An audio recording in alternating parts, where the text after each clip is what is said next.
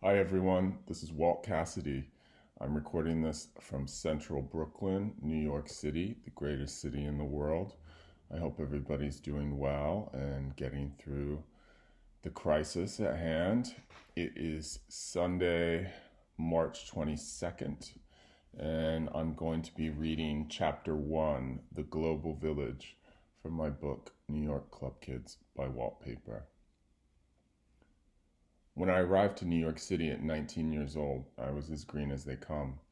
After 1 year at Kent State University in Ohio, where I majored in painting and African studies, I transferred to the School of Visual Arts. I grew up between an isolated farm in Missouri where my dad lived and a low-income neighborhood in Norfolk, Virginia, where my mom worked alongside my Aunt Ernestine. They were bartenders in the local gay bars. I had many brothers and sisters, most of them from previous marriages, but by the time I was born, my family was mostly fractured and scattered around the country. I had survived the expected bullying and harassment that most gay kids struggle with in their early years, but I never felt anxiety about being gay or coming out of the closet to my parents.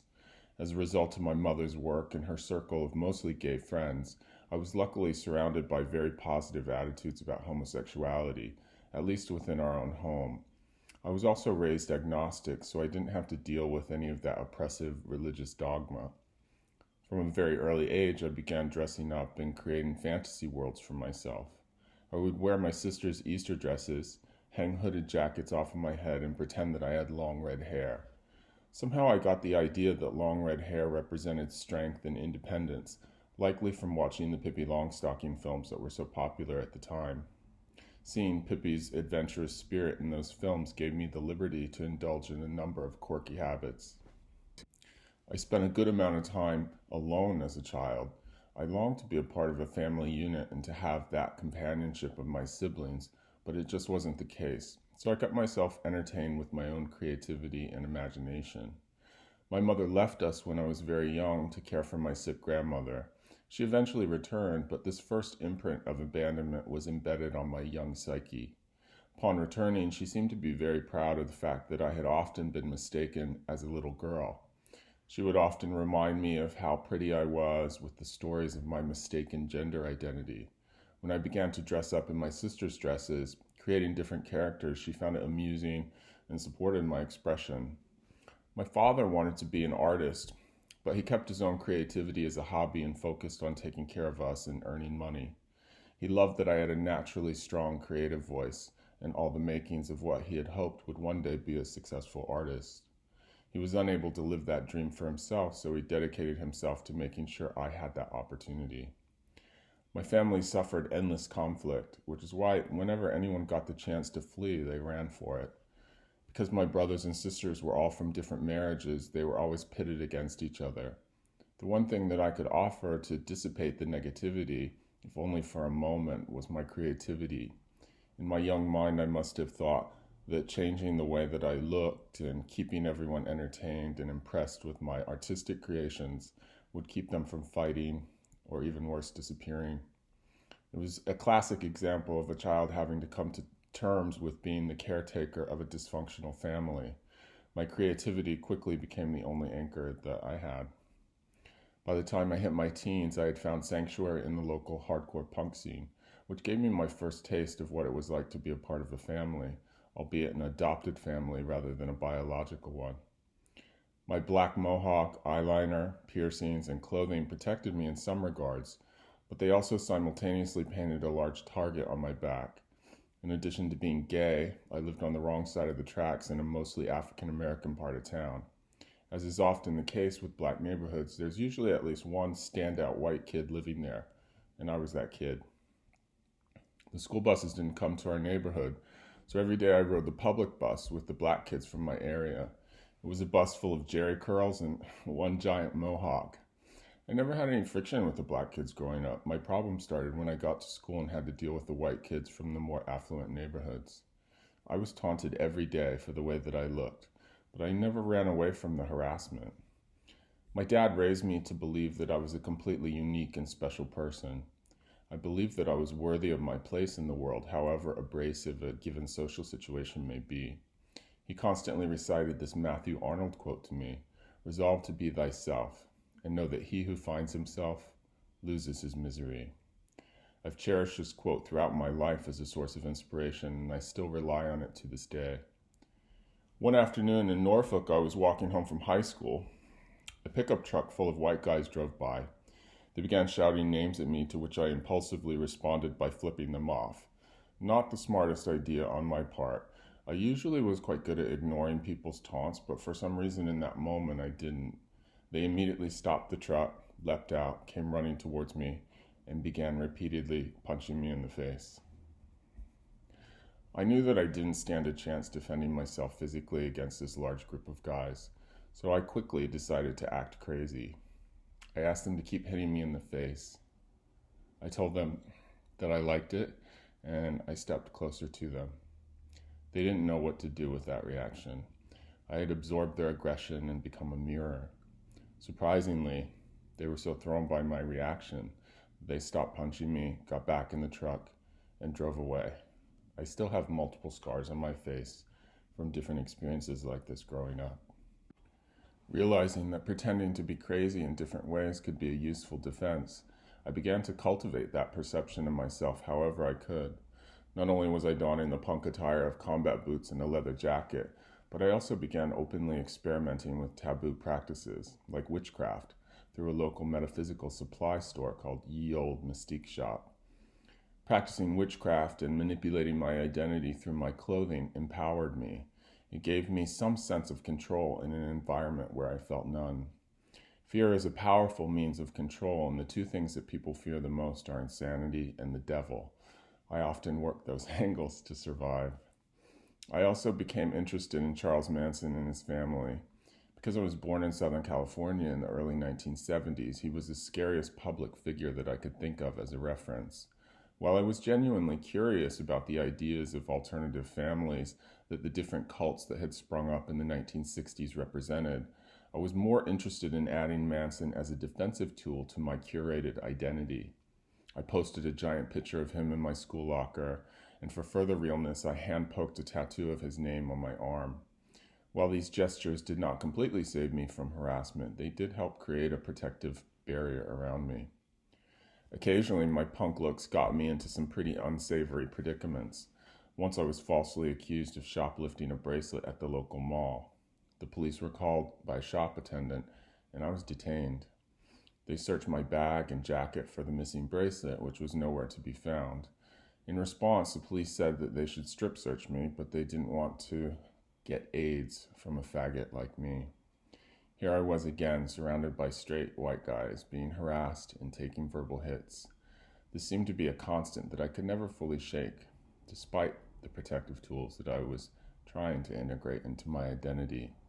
It was these types of experiences that I had growing up that created a deep mistrust in me of defined groups of people, in particular white, heterosexual ones.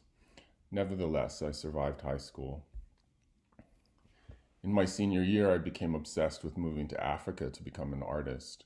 When I got to Kent State, I gravitated to the African Studies department. I hoped to learn about Eastern Africa, and I felt safer being around black students as a result of my high school experience. I ended up making fantastic white friends too, and was pleased to discover that college life was much more palatable than high school. I met a fellow student named Ivan Samuels, and we connected on a really deep level and became great friends. He talked about New York often and seemed to miss his life there. He told me colorful stories about its diversity and the vibrancy of the club scene. My musical interests had drawn me towards house music. I was also listening to many of the commercial Afrocentric hip-hop artists of the time. Ivan, some friends from Kent, and I went on a road trip to Chicago one weekend to go out clubbing. This was my first introduction to really large format nightclubs. After that trip, Ivan suggested that I come visit him in New York when we were on spring break. He said that the club scene there was something that I should definitely see and experience. I took him up on his offer. I made the trip with my high school friend Ricky Zia, who had been a fellow student at the Governor's Magnet School for the Arts in Norfolk and who was planning to attend the School of Visual Arts. Ivan was a seasoned clubgoer, having grown up in the Bronx. He took us to the Building, which was our first New York City nightclub, and showed us around Greenwich Village. From that point on, there was no going back. I immediately applied to SVA and was accepted. In August of 1991, Ricky and I met at LaGuardia Airport. We shared our first taxi ride to the Greystone Hotel on West 91st Street, which was partially used as an SVA dorm. This was the beginning of our brand new lives as New Yorkers. Ricky had been reading Interview and Details all throughout high school, so he was much more informed about the particulars of the social scene in the city. He was familiar with all the darlings of downtown Manhattan. I knew about and looked up to Robert Mapplethorpe, Keith Haring, Jean-Michel Basquiat. I had also seen movies like Mondo, New York, Slaves of New York, 9.5 Weeks, Desperately Seeking Susan, and Something Wild. I knew that there was this funky, freaky scene of creatives that inhabited the city, but I wasn't sure how we were going to penetrate it. Like moths to the flame, we just flew directly towards the light and the heat, which luckily wasn't too hard to find. Walking around the streets, we saw this black and white poster with faces of drag queens all collaged together in a circle. It was promoting an event called Wigstock, an outdoor music festival being staged in Union Square Park with the band Delight scheduled to headline. Delight was at the peak of their success, and like everyone else, we were huge fans. I had seen them perform in Cleveland while I was at Kent State, and they were incredible. They presented a broad spectrum of international music and fashion references from different time periods. They were the poster children of everything great that was going on in New York City. Their mix of wit, humor, and style was unmatched. We made our way to Wigstock and saw all of these incredible people dressed up, many in intricate costumes. There was a sea of gay people completely liberated in full peacock attire. We had stumbled upon the perfect event to welcome us to the city. Near a backstage area that was fenced off with barricades, Ricky and I stood on the sidelines and watched in awe, our eyes wide. The performers and the performances were so much more evolved than what I knew of drag shows from the bar that my mom worked in. These queens were next level, and there was a distinctive showbiz vibe to that particular Wigstock. I imagine the great success that Delight was having at this time had a lot to do with that same energy. They had broken through and were holding the attention of the mainstream audience, as well as the music industry. Delight, clubbing, the East Village, and all things downtown were having a moment, and in true New York City fashion, everyone showed up to grab a piece of the heat. As I observed every facet of the crowd, I could feel my excitement building. I knew that we had discovered a wellspring of energy and creativity. I was all in and ready to find my place in the global village too. The boys in the Wigstock crowd were particularly stunning. Where had all these beautiful urban guys come from with their full red lips and sparkling eyes? There was definitely something in the water in this town, I thought. After a high contrast adolescence of seeing in mostly black and white, I had finally discovered full color. There wasn't a broad range of ethnicity in the areas where I had grown up. Rural America has a way of erasing cultural details and flattening out perspectives. My dad, who grew up on the south side of Chicago, had wonderful tales of different cultures that he had experienced as a kid. He was very proud of being Irish and found comfort in other groups, particularly the Greek, Japanese, and Hawaiian communities. He did everything he could to introduce me to the abundance of culture that he had experienced in the world, but the backdrops I was given were stark, with very little gradation and color. In New York, the lively palette of culture that I saw in the local boys and the city at large immediately intoxicated me. All of a sudden, there was a full spectrum of ethnicity to become acquainted with and experience. Each cultural representation was just as vibrant as the next, and a full range of immigrant identities clearly represented in every nuance of the city. It's important to note that New York had not yet experienced the gentrification that was to come in later decades. Every block had its own cultural flavor. The streets were lined with local, family-owned businesses, many of which had been in place for generations. You could turn one corner and be on a street that was lined with Italian shops and restaurants, and the next corner would be a Puerto Rican block, or a Jewish, or Greek, or Irish, or Russian street. The everyday food that was available also reflected the diverse cultures and family-owned businesses that were native to New York. The perfect slice of pizza, Italian ice, a bagel, or knish was always on hand. Even Snapple iced tea, which is now a widely recognized brand, was first exclusive to the city. We drank Snapple iced tea as if it was some type of urban transformative potion. The more of it that we got into our system, the more New York we began to feel. The city boys had fantastic personal style. Everything was considered and sleek, even if it was intended to be loose. From the immaculately barbered hairstyles, usually a skin fade or a Caesar, down to the perfectly shined boots. I don't remember many people wearing sneakers at that time. It seemed like everyone wore boots or leather shoes. New York was a much harder and tougher city then, and you could see it in the footwear. Overalls seemed to be a staple in everyone's wardrobe for both boys and girls, along with Gerbeau jeans and bomber jackets. There was something so cute and sexy about a boy in overalls with a great haircut and a pair of freshly shined combat boots. Even though staples like these decorated New York City street style, everyone's primary goal was to be unique. If you could establish an identifiable look that was all your own, you got a lot of respect on the street and in the clubs. A good look will get you everything in New York City. They may not remember your name or what you do, but everyone in the city takes note of good style. At Wigstock and all throughout the city, I felt alive and free for the first time in my life.